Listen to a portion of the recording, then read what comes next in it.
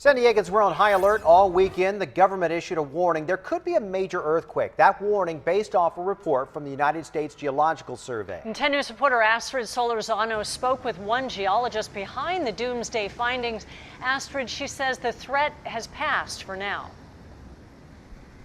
The threat has passed, Kim. Now we're here in North Park at the water tower. Take a look, 130 feet high, built in the 1920s. And because it hasn't been retrofitted, it could be one of those structures that would go if the big one would hit. Now the warning has been lifted today, and that's because geologists say they haven't seen any activity in these last 24 hours.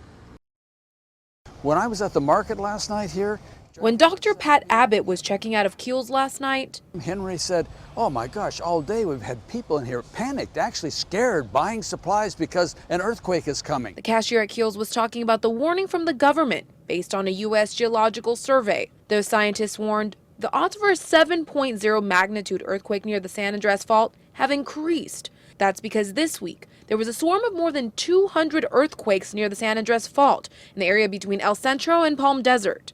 Morgan Page helped write the advisory. We feel like as scientists, it's our job to make sure that the public has access to this information. The earthquakes happened this week, the largest, a magnitude 4.3.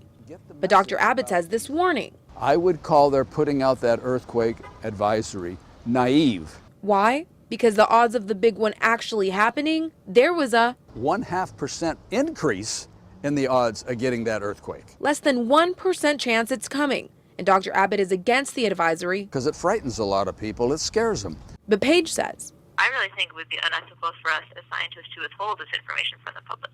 But Dr. Abbott, even though he doesn't agree with the decision, it's good to know you live in earthquake country and don't let it throw you off kilter. And when it does come, be ready, be prepared.